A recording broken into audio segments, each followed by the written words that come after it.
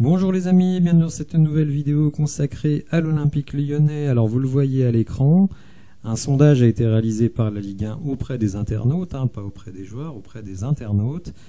Et avec plus de 20 000 votes, 20 719, eh bien Alexandre Lacazette a été élu meilleur recrue de Ligue 1 pour cette saison à 43,4%, devant Loïs Openda, 36%, Cabella et Dalinga de Toulouse.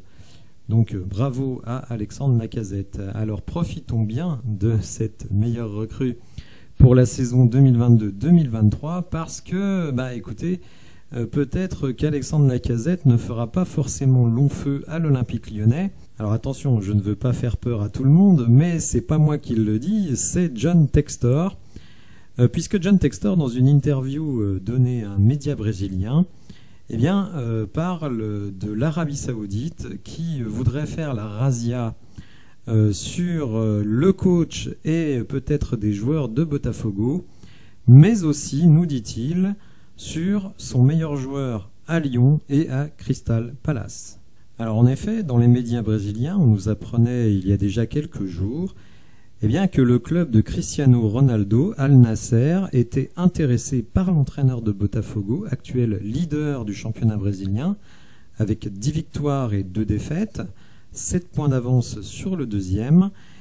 Et Luis Castro, donc l'entraîneur de Botafogo, nous dit sur un possible départ: je ne sais pas ce qui va se passer à partir de maintenant. Il faut savoir que lui et John Textor s'étaient mis d'accord pour que le coach ne parle pas de ce sujet avant le match contre Palmeiras, qui est un des gros concurrents de Botafogo. Maintenant, ce match est passé, et d'ailleurs Botafogo s'est imposé.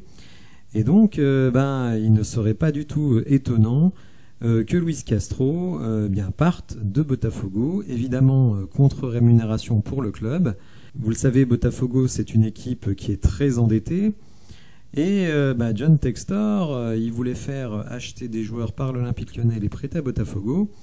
Et bien finalement, c'est peut-être l'Arabie Saoudite qui, d'une certaine manière, va apporter des solutions. Puisqu'évidemment, si Luis Castro quitte son contrat en cours d'exécution, l'Arabie Saoudite devra verser des indemnités. Et vous allez voir que non seulement l'Arabie Saoudite s'intéresse au coach de Botafogo, mais aussi à un joueur important du club. Alors ce joueur, c'est Eduardo, évidemment qu'on ne connaît pas très bien ici, donc qui est actuellement considéré peut-être comme le meilleur joueur de Botafogo, et que l'Arabie Saoudite aimerait bien faire revenir, puisqu'il a déjà évolué dans les pays saoudiens, aux Émirats Arabes Unis et en Arabie Saoudite. Il est revenu à Botafogo, il cartonne cette saison avec les Brésiliens, et donc apparemment de très grosses propositions financières sont revenues d'Arabie Saoudite pour le faire revenir. Alors, vous allez voir ce que nous dit John Textor sur ces sujets. Donc il nous confirme par rapport à Luis Castro, son entraîneur, nous avons convenu que nous n'allions pas en parler avant Palmeiras, donc Palmeiras est passé. Il a une proposition, les dirigeants d'Arabie Saoudite essayent de contrôler le monde du football avec de l'argent, c'est très tentant, c'est une décision difficile. C'est une décision difficile ne veut pas dire, par définition, que John Textor a mis un veto à ce départ. Et si vous voulez mon avis, notre ami Luis Castro, il va partir en Arabie Saoudite. Mais John Textor ne s'arrête pas là, puisqu'il nous dit: les Saoudiens s'en prennent à tout. Ils veulent mon meilleur joueur à Lyon, mon meilleur joueur à Crystal Palace, et les meilleurs joueurs et mon entraîneur à Botafogo. Alors on sait que l'entraîneur et les meilleurs joueurs, c'est vrai. Son meilleur joueur à Crystal Palace, alors reste à déterminer lequel c'est. Il peut s'agir d'Hudson Edouard ou de Michael Olise, qui s'est blessé hier pendant le match des Espoirs. Donc on ne sait pas trop, mais évidemment, nous, ce qui nous intéresse, c'est ils veulent mon meilleur joueur à Lyon. Et évidemment, le meilleur joueur à Lyon, dont on a peut-être parlé en début de vidéo, c'est évidemment Alexandre Lacazette, qui à 32 ans a tout à fait le profil de joueur recherché par les Saoudiens.